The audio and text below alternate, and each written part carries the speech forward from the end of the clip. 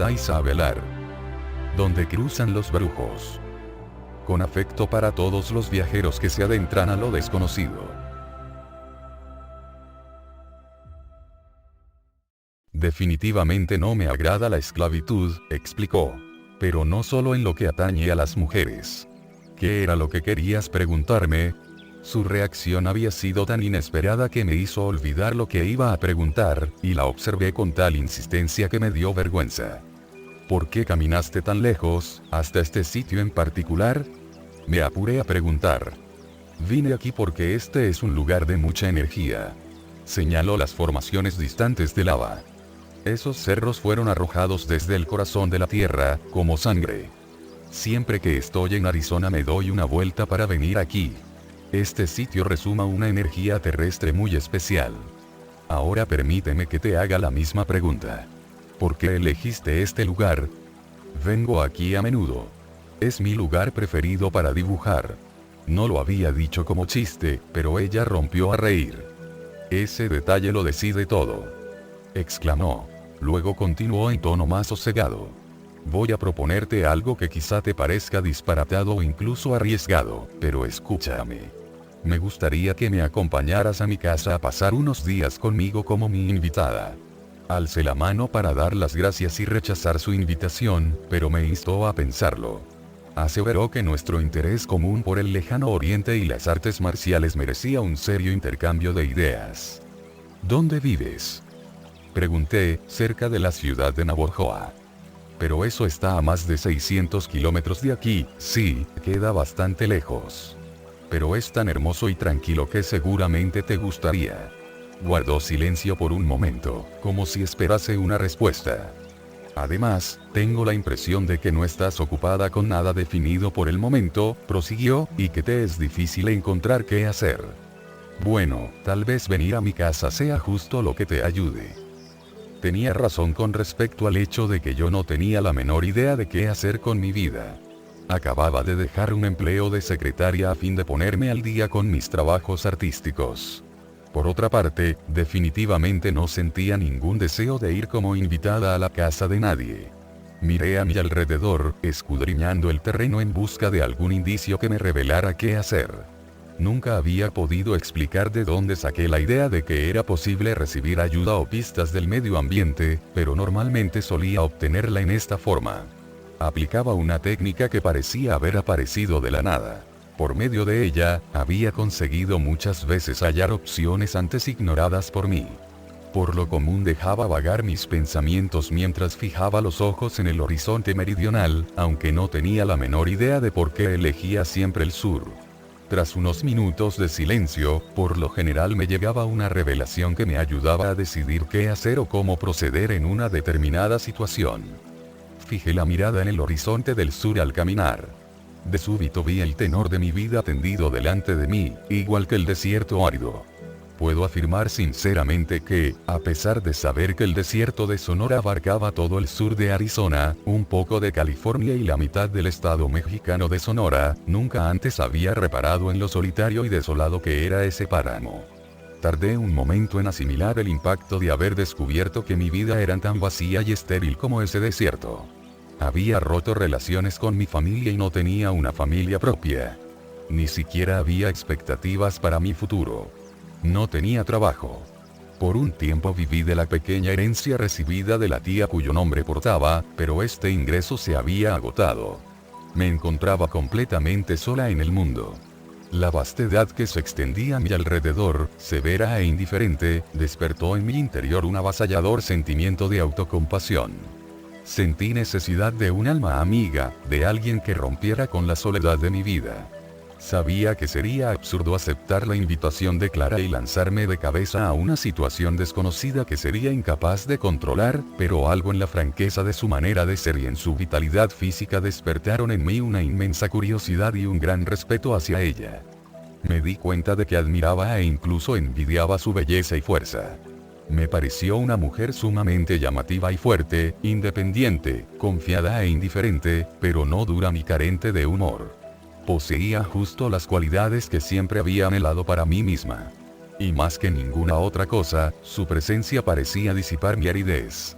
Hacía vibrar el espacio a su alrededor, lo colmaba de energía y de posibilidades sin límite. Con todo, yo tenía la costumbre inflexible de no aceptar invitaciones a la casa de nadie, mucho menos de alguien a quien acababa de conocer en la soledad del desierto.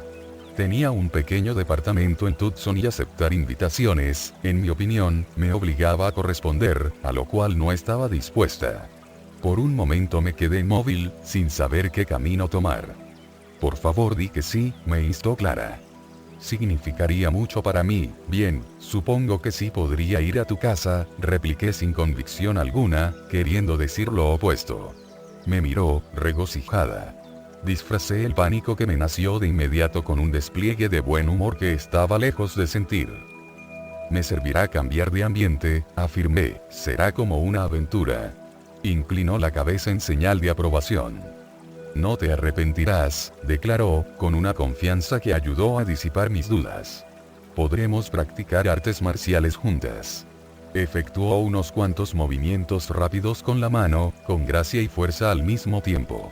Me pareció incongruente que esa mujer robusta pudiese ser tan ágil. ¿Qué estilo específico de artes marciales estudiaste? Pregunté al notar que con facilidad adoptaba la posición del combate con lanza larga. En el Oriente estudié todos los estilos y ninguno en particular, replicó, insinuando apenas una sonrisa. Con mucho gusto te los mostraré cuando estemos en mi casa. Recorrimos el resto del camino en silencio. Al llegar al sitio donde estaban estacionados los coches, guardé mis cosas en la cajuela y esperé a que Clara dijera algo. Bien, vámonos, dijo. Yo iré adelante. ¿Manejas rápido o lento, Thaisa? Como una tortuga. Yo también. La vida en China me curó de las prisas. ¿Puedo hacerte una pregunta sobre China, Clara? Por supuesto. Ya te dije que puedes preguntar lo que quieras sin necesidad de pedir permiso. Debes haber viajado a China antes de la Segunda Guerra Mundial, ¿verdad? Oh, sí. Estuve ahí hace una eternidad. Me imagino que tú no habrás viajado nunca a la China continental. No. Solo estuve en Taiwán y en Japón. Las cosas eran distintas antes de la guerra, por supuesto, dijo Clara, pensativa. El lazo con el pasado aún estaba intacto. Ahora todo se ha roto. No sé por qué me dio miedo preguntarle a qué se refería.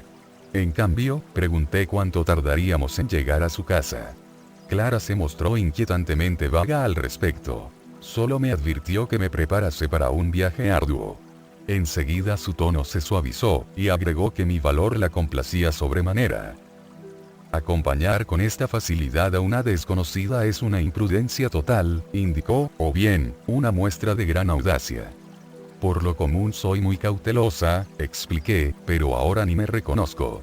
Era la verdad, y entre más pensaba en mi inexplicable comportamiento, más se intensificaba mi desazón. Cuéntame un poco más acerca de ti, pidió amablemente.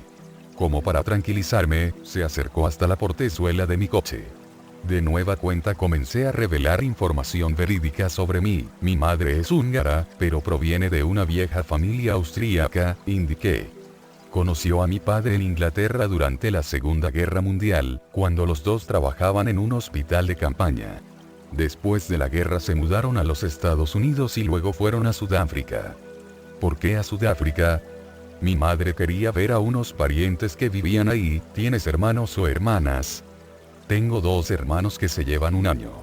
El mayor tiene 26 ahora. Tenía los ojos fijos en mí. Con una facilidad sin precedentes me desahogué de sentimientos dolorosos que había reprimido siempre. Le conté que mi infancia fue muy solitaria. Mis hermanos no me hicieron caso nunca, porque era niña. De chica solían atarme con una cuerda y engancharme a un poste, como un perro, mientras ellos corrían y jugaban fútbol en todo el patio. A mí solo me quedaba jalar de la cuerda y ver cómo se divertían. Después, cuando ya era más grande, me ponía a correr tras ellos. No obstante, para entonces ambos tenían bicicleta y siempre me quedaba atrás. Cuando me quejaba con mi madre, su respuesta habitual era que así son los niños y que yo debía jugar con muñecas y ayudar en la casa. Tu madre te educó a la tradicional manera europea, señaló Clara. Ya lo sé, pero eso no me sirve de consuelo. Una vez empezando, no parecía haber manera de dejar de hablar acerca de mi vida. Le conté que yo tenía que quedarme en casa, mientras mis hermanos se iban de viaje y después a la escuela. Deseaba vivir las mismas aventuras que ellos, pero según mi madre las niñas debíamos aprender a tender camas y a planchar la ropa. Es aventura suficiente cuidar a una familia, solía decir. Las mujeres nacemos para obedecer. Estaba al borde de las lágrimas cuando le conté a Clara que, desde que tenía uso de razón, debía servir a 3 amos. Mi padre y mis 2 hermanos. Suena bastante pesado, comentó, era horrible. Me fui de casa para alejarme lo más posible de ellos, expliqué. Y también para vivir aventuras.